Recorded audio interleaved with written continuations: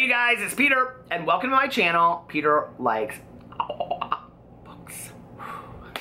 Because I do. I love books. And I also love authors. So we're going to have a little conversation today. And I would really like this to be between you and me, and you and I.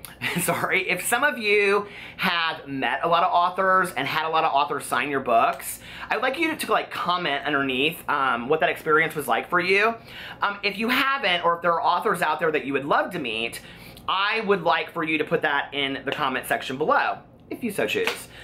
So let me tell you a little story. My name is Peter Monn, and I live in Indianapolis, Indiana.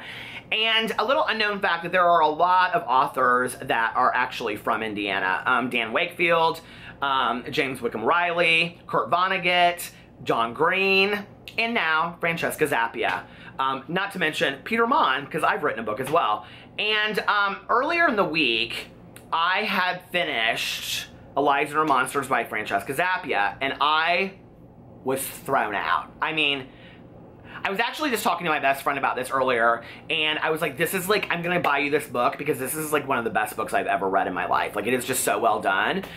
And I don't know what it was that I so related to, but it just, I don't know, it just really touched my heart. And so I had kind of been watching her from afar on Twitter a little bit, and I was like, I have a feeling that she's very much maybe like Eliza or whatever. Well, another one of my favorite booktubers, a favorite booktuber of mine, Dylan, from Dylan the Reader 5, he is like kind of, it's like his favorite book, and so he would like tweet to her and stuff like that. Well, when I finished it, I tweeted to her as well. She liked it, but that was kind of it. And then I like talked about it in one of my videos. And she tweeted me and she said, I just watched your video. And in there, I had joked about like us getting together because we live in the same city. Now, let's go back a second, okay? John Green lives in Indianapolis as well. I have ran into John Green. I actually did a whole video on this called Too Old to Be Fanboying Over John Green or something like that, even though he's like my age. But, or a little bit younger than me. I ran into him at Whole Foods. He's very, very tall. And I ran into him like on the street, like right outside my office. I saw him at a hotel opening with his wife, and I ran into him like 4 or 5 times, and only like 2 of them have I like gotten enough nerve to actually talk to him. And my experience, my personal experience was that that was not received very well, if that makes sense. So maybe he's a very private person. I have no idea. But anyway, and it wasn't like I was like, oh my God. I mean, it wasn't like that, right? It was just like, oh my God, you know, like, hey, it's cool, you're John Green, right? Not received well. So, and I'm like an uber fan of John Green, you guys know that. So anyway, when Francesca Zappia tweeted me and said, I saw your video, your review, we should do this, like hang out. She said something like that. I was like, oh my God. And I got like really nervous, right? Because for me, authors, writers are rock stars. And I guess like, they always have been, you know? I remember like growing up, and like my mother was so obsessed with To Kill a Mockingbird that it wasn't just the story of To Kill a Mockingbird that I heard, but I heard very much the story of Harper Lee and how she was supposedly a recluse and, you know, lived alone with her sister and didn't really go anywhere except for church and her front yard, basically. And this has been a little bit dispelled over time, and that she actually did interact with some people and talk to, you know, some reporters and things like that. But you know, I have this huge, like, desire to, like, meet Harper Lee before she passed away. And there's been a lot of authors like that. And so I was thinking about this last night because today was going to be the very first book signing that I've ever gone to. And I know that, like, a lot of booktubers go to, like, BEA and BookCon and all, or it's kind of the same thing. But anyway, all of these, like, you know, book conventions. And I really want to go, but I never know when they are, except for BEA. And so I always find out too late, and I'm very shy. Like, I don't want to go. Like, people, I think there's this misconception that you see me on camera and I'm like, ah, la, la, la, whatever. And that, like, I'm like that in real life. I can be that in real life because I've learned that in certain situations I have to be like that.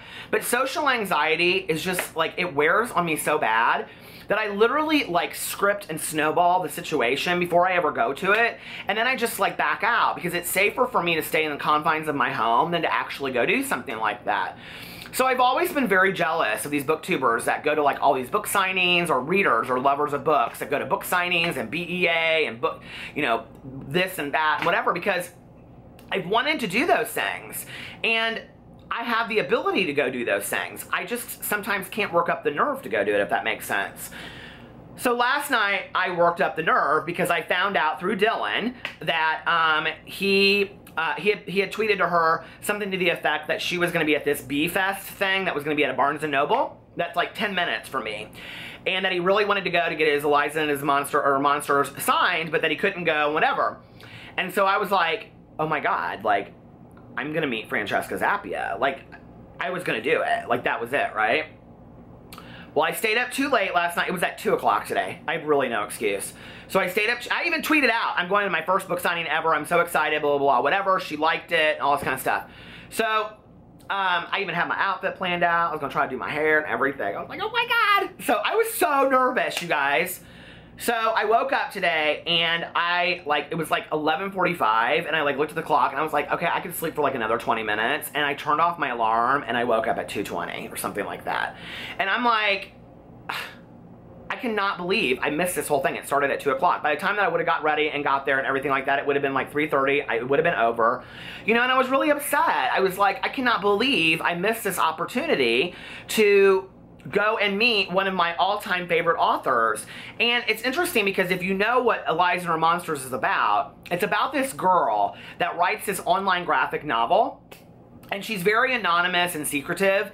And so for me, that even makes it more like, I don't know, like this mystique, which is why like John Green, The Fault in Our Stars, made him like have this more mystique to him, this more like rock star quality, right? And I do believe that in 2017, 18, 19 going forward, authors will be seen like rock stars in some instance. And I think that we're already seeing that happen, you know? And not just in young adult, but like all over the place. With a lot of these literary prizes that are being done. And, you know, like I was talking to a friend of mine the other day, and I was talking to her about Chimamanda Ngozi Adichie, and she knew exactly who I was talking about because Beyonce had used some of her TED Talks in one of her music videos, which I already knew. But I was like, because baby, I'm on it. I love that woman so much. But I was like, yeah, I mean, she knew that. And so like authors are kind of going into all realms. It's not just like they sit at home anymore and write books and they're recluses for the rest of their life, which, let's just be honest, J.D. Salinger, Harper Lee, these kind of people, they made this whole idea of writers are rock stars. And there's something about that that is very, very cool, right? But I don't know how to get over this fear of going to meet these people. And then I was like beating myself up. I was like, I should just go there. Like, no matter what. I mean, maybe they're closing up. Maybe she's still there. And I wasn't. I wouldn't do it. I was like, no, I'm too afraid. Like, I don't want to go, right? So I never got to meet her. And you know, I'm sure someday I'll run into her. I'll go to another book signing here in town. I'll drag a friend along with me because if I have a friend with me, I'm not as scared to go. But like, do you guys feel the same way? Do you get nervous about meeting some of your favorite authors? I mean, I have like a list of like 20. Sean David Hutchinson, you know, John Corey Whaley. If I met them, I would be like, faint a million faints, right? Rainbow Rowell, oh my God. I mean, I would die because a lot of times it's like, and here's what's hard for me, is that the author didn't just sing a song on stage or play a part in a movie, which a lot of times I think like with actors, we stop seeing the actor and we start seeing the person, like with the show Glee that I watched for a long time, or like How to Get Away with Murder or Scandal. We stop seeing Kerry Washington, you know, as Kerry Washington. We start seeing her in as other things until we start seeing her in other roles, if that makes sense. And so, but with authors who created these characters that we fall in love with and these worlds that we can escape to, it's amazing, isn't it? And so then to have this human being sitting in front of you that is such a moment of genius that they came up with these characters and these worlds, and the majority of them that I've met have been extremely humble, with the exception of a few. But, and like David Levithan, I would love to meet David Levithan, you know, like, there's so many authors that I just are on my top 10 list of who I would love to meet, you know, like Blake Crouch, who wrote Dark Matter, or Sylvain Neuvel, who wrote Sleeping Giants in the last couple years. You know, there's all of these writers out there that, you know, right now I'm reading History of Wolves by Emily Friedland, and I would love to be able to pick up the phone and call her and say, hey, I have a question for you, you know, because the book is so beautifully written, but I am struggling with certain concepts in the book.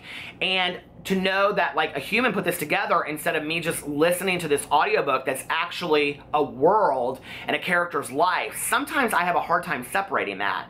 And I think as those of us that are lovers of books, we have the same, you know, all have the same difficulty in separating the reality of books from the reality of life. At least I do. And sometimes I don't even want to separate the two. So when I go to meet the author, I get very, very nervous because it's almost like they're queen or king of the kingdom. Does that make sense? So anyway, I just need some little guidance. I want to talk about that. Do you guys think that authors and writers are rock stars? I definitely do. I think it's the new generation of the author. And, you know, for a couple of years we were going to ebooks and all this kind of stuff, but we're hearing that there will be a trend back towards more paper and hardback books in the next couple of years, of which I'm so excited about, because I think it's going to be the reinvention of the bookstore again. You know, little bookstores and big bookstores and all of that kind of stuff. And I think, yet again, I think books, physical books and reading and authors will take on a whole new world, and I'm very, very excited about it. So, yeah. Writers are rock stars. I love you guys. I'll talk to you tomorrow. Bye.